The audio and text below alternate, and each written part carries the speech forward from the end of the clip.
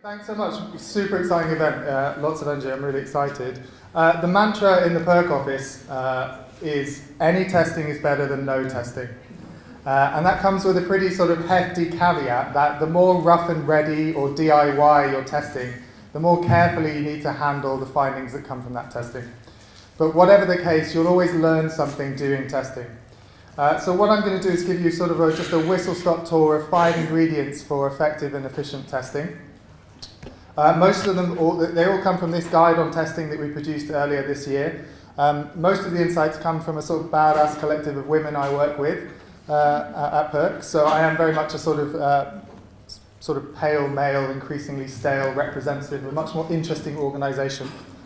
I realise now my subconscious is hoping someone will be like, "No, Rich, you're fabulous." Well, I'll leave that. We'll let that go. Got a self-compassion. You've got to know it's hard. So 5 ingredients. Number 1, purpose. So when we work with lots of different organisations, particularly smaller grassroots organisations, usually the purpose of their testing that they want to do is quite small. It's a fundraising thing, it's a communication thing, it's something very immediate. For purpose, we have a whole process around this, and we want to tie it back into their strategy and vision. Because this is strategic communications work, right? Like Ella was saying, it's the soil stuff, right? So in that context, we want to make sure that our communications are helping with our strategy and vision. They're aligned along the way.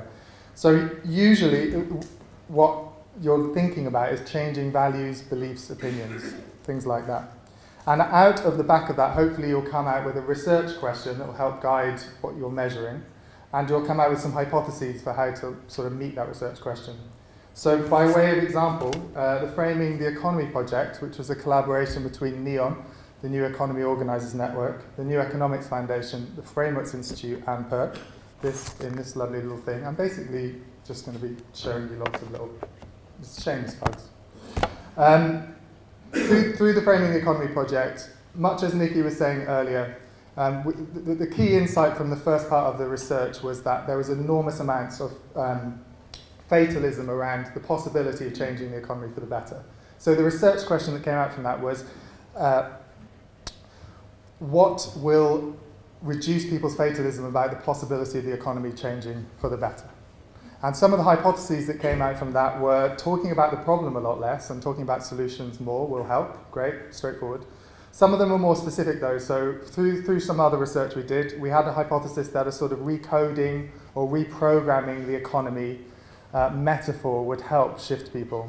So those are some of the hypotheses we came out with, and that actually became one of the recommendations in the report, is about a sort of a reprogramming the economy metaphor being very helpful, which is something that's being picked up by lots of groups, including Labour at the moment. So that's purpose. Number 2 is method.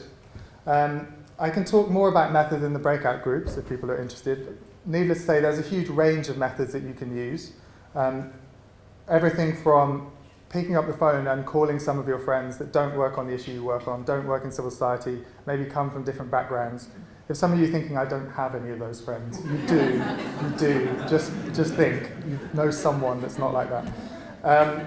So it can be as simple as that, just talking to people. It can range all the way through to some huge multi-battery, complex, super expensive polling, national representative. It can be focus groups all over the country. They range from the very professional, usually a bit more expensive, very thorough, all the way through to DIY. You can do most of them in a very DIY way yourself, and the guide sort of helps you with that. To give you an example there, so we just finished a big, so we did a report on, this is just candy, it's brain candy basically.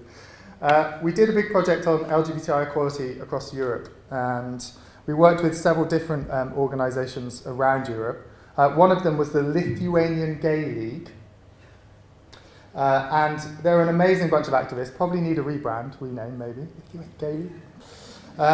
But they chose 2 methodologies that complement each other. So they did some doorstep and street interviews that then fed into a nationally representative poll. So they used the interviews initially to sort of test some of their initial ideas and generate some more ideas. Then they used the poll to confirm whether those ideas were actually effective or not.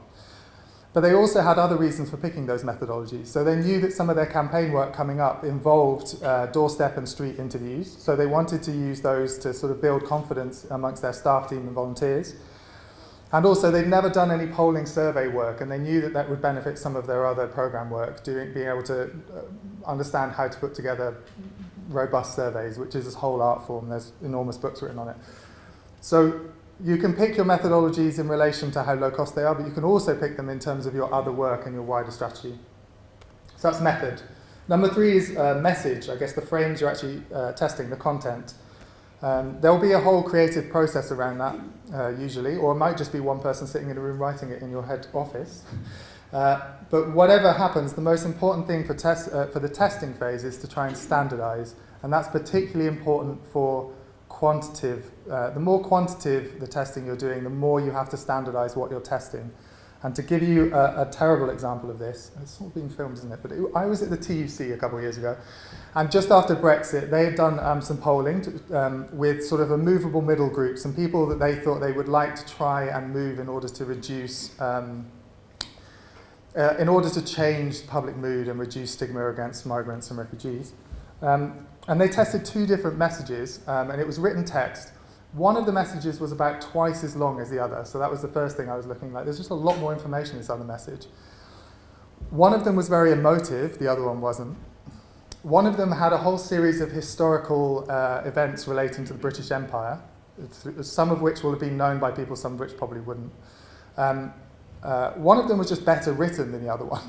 It just had a rhythm, it flowed well, and the other message had some like slightly clunky grammar in the middle. And then finally, what was most surprising at all was one of them just crowbarred Winston Churchill in at the end. It was like someone was like, let's just throw Winston Churchill in here.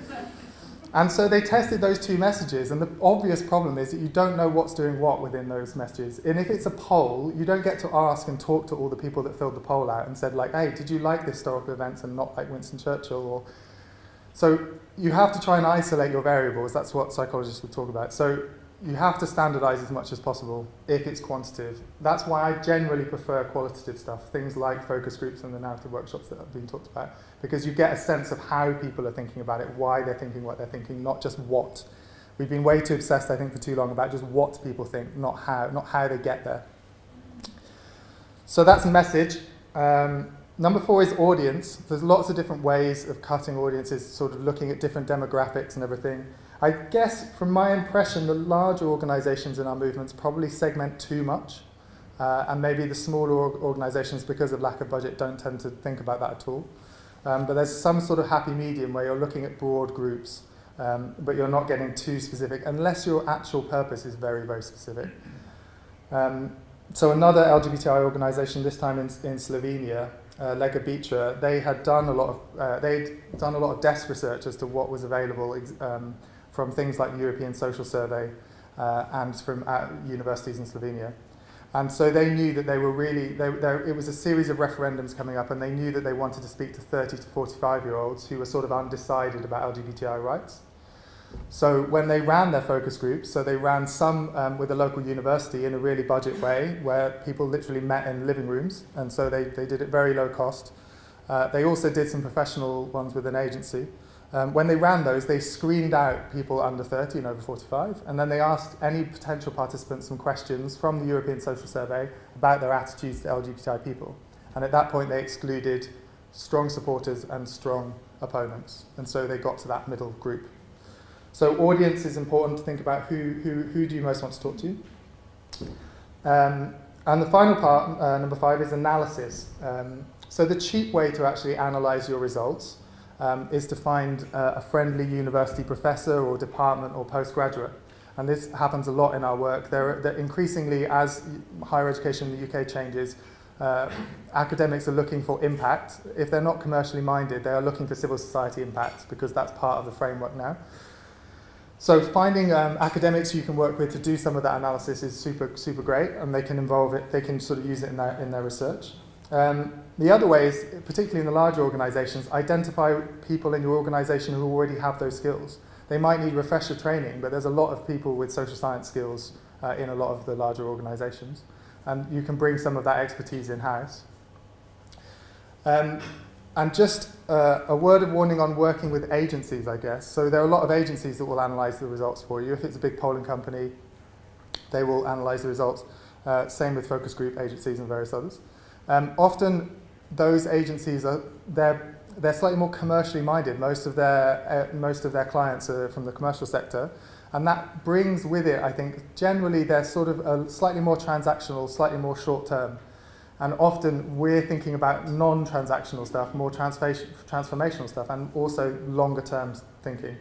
So an example, a friend, Joe Hall, who used to work at Scope, when they were doing a lot of testing with some big agencies, and they were using the Schwartz values model, which many of you will know from the Common Cause work, they ended up writing a brief just for working with agencies on values, because they were constantly butting up against the sort of norms of the agency not being exactly how they wanted to interpret stuff, and not presenting results differently, or them jumping to certain conclusions. So note of caution on agencies. So that's the 5 ingredients: purpose, method, message, audience, analysis. Catchy, isn't it? Probably need something catchier. We are producing a second edition in the new year of this guide, so if any of you have sort of case studies or you've done testing and would like to be in here, we're doing it in collaboration with Climate Outreach, Centre for Story-Based Strategy, and at Shankar Asorio, who some of you will know, and hopefully Frameworks Institute. I just wanted to end with a sort of observation or reflection, and maybe it's, and I say this as someone who is a total framing geek. I work in an organisation. We work on very large framing projects, very small ones. We love evidence. We do worry, though, at the same time, that the sort of large-scale necessity for communications testing is in some ways symptomatic of wider failures of our organisations. I think those failures relate to a sort of, over the last 20 or so years, sort of increasing centralisation of power in terms of decision-making, in terms of communications. A lack of diversity in a lot of organisations in terms of not really necessarily representing wider society, and to some degree a sort of lack of democracy in relation particularly to the larger membership organisations, where members are sort of become instruments and not totally trusted to actually go and engage people on behalf of the organisation.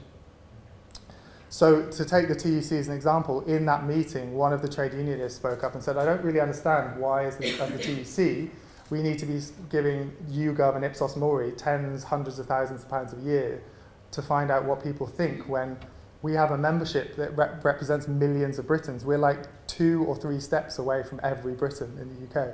And you could imagine organisations that work in a way where communications are sort of much more organically derived from the organisation, from a decentralised democratic organisation, because a really important foundation of the original framing research is from social movement studies, from social movement theory. It's not just linguistics and psychology.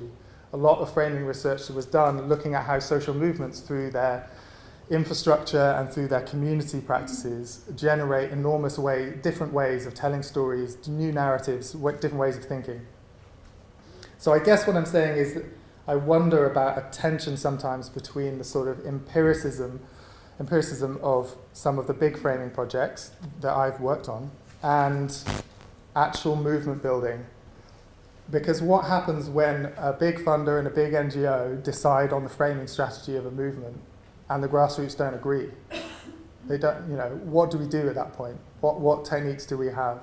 And I think the Framing Economy project helps. There's some answers there, but I'm not sure it does everything. So I guess that's, in the breakout group, that's what I'd most like to talk about, is framing is about power in wider society. Who gets to repeat certain frames and make them strong in everyone's head? But it's also about power within our own movements. Yes, and final plug, I realise this is finishing the candy thing. It's like, I've got a green one, which is just a very practical framing nature guide. Lots of activities and exercises for people who do framing around nature all the time. That's me, thank you.